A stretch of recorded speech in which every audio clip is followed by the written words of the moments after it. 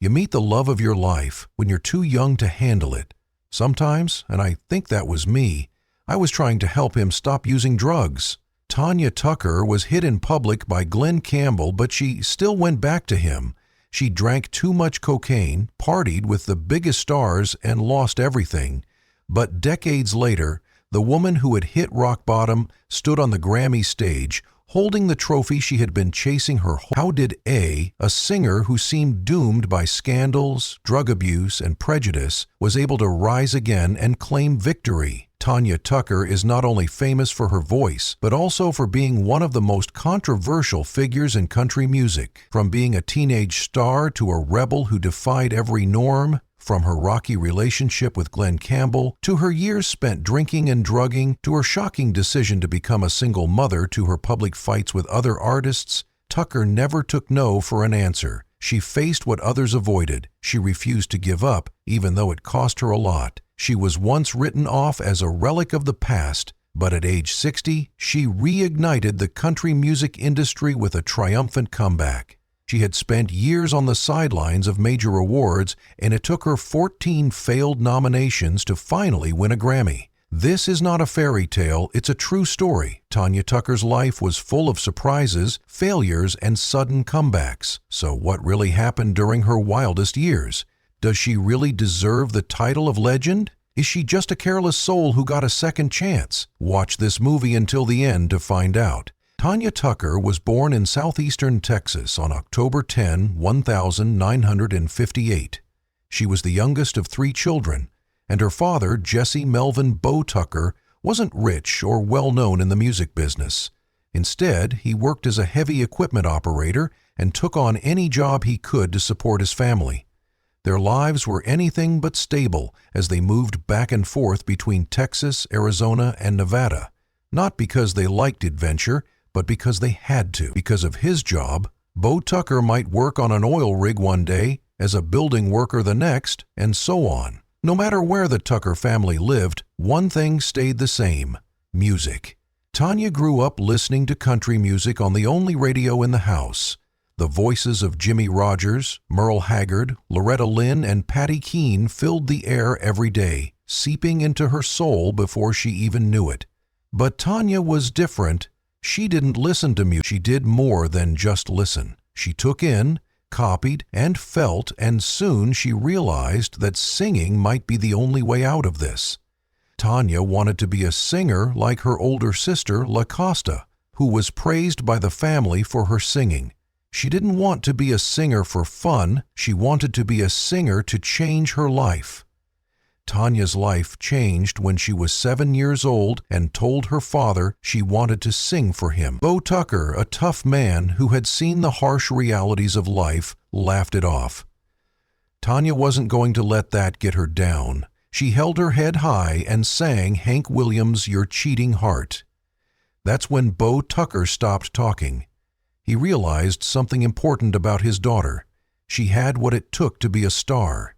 From that point on, Bo Tucker put all of his money on Tanya. He sold all of the family's things, bought a sky blue Cadillac, and drove the whole family to Nashville, the center of country music, in hopes of getting her a big break. But reality was harsher than they had hoped. Bo went to every record label and management office in Nashville, but no one wanted to hear a 9-year-old girl sing. Producers just shook their heads and told him she was too young and not marketable, and no one wanted to hear a child sing serious country music. After many rejections, the family left Nashville empty-handed and sad. Their Cadillac was even taken away because they couldn't make the payments. But this setback didn't stop Bo Tucker from training his daughter. Like a warrior, he made Tanya practice her singing every day by making her read passages from her sister's books over and over to improve her phrasing and learn how to put emotion into every word. The most important thing he ever taught her was that you have to put twice as much emotion into a song because no one will believe a little girl can sing about love or heartbreak.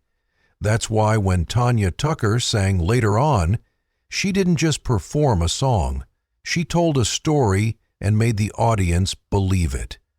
Dreams often only need one chance to come true. Tanya Tucker's chance came in 1970 when her family moved to St. George, Utah. That's where she and her father met Billy Sherrill, who is one of the most powerful producers in country music and has worked with stars like Tammy Wynette, George Jones, and Charlie Rich. For many artists, getting Sherrill's attention would be a stroke of luck, but Tanya wasn't just looking for a chance. She wanted it all at first.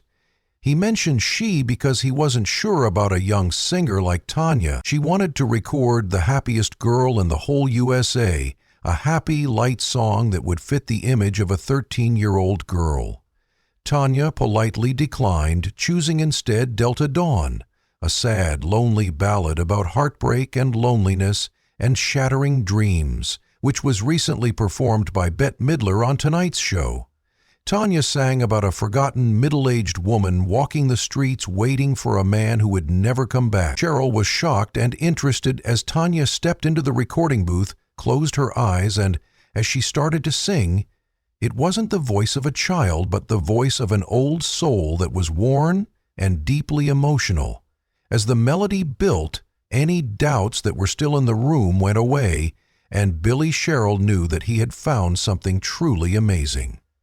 When Delta Dawn came out in 1972, the song erupted onto the charts, making 13-year-old Tanya Tucker a national sensation. No one could believe that such a young girl could sing such a powerful song. Tanya Tucker's voice was haunting and full of raw emotion. She wasn't just a child singer, she was a once-in-a-generation talent.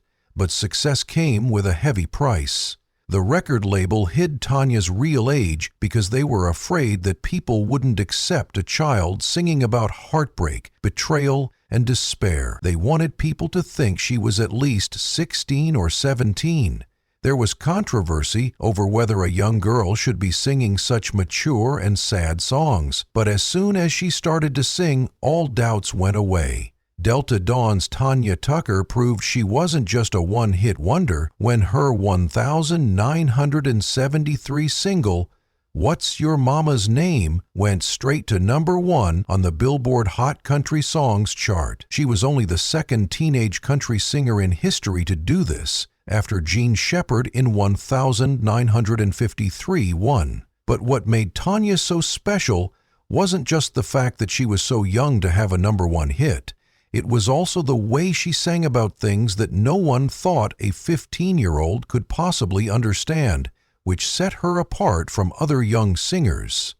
Blood Red and Going Down, for example, told the chilling story of a young girl seeing her father kill her mother for cheating on him. It was a song about violence, pain, and loss, but it was sung by a teenage girl. Then there was Would You Lay With Me in a Field of Stone, an eerie, haunting ballad full of sensuality and devotion until death, with lyrics that caused a stir. Tanya's music was never meant for young girls, but she sang it with such raw power that Columbia Records quickly saw Tanya Tucker's huge commercial potential and decided to take full advantage of it.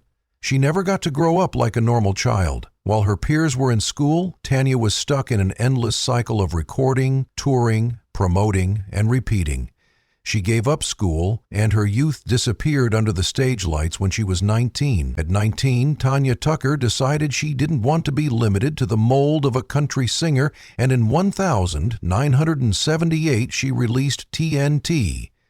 No longer pure country, TNT was a rebellious move toward rock country. With fiery, high-energy tracks, she wore a tight red leather outfit on the album cover, and her big hair framed her piercing eyes, which was a stark contrast to the sweet country girl image Nashville wanted her to keep up. The country music establishment was shocked. Conservatives called her a traitor and a wild child, saying she had ruined her career, but Tanya didn't care. TNT was her own thing.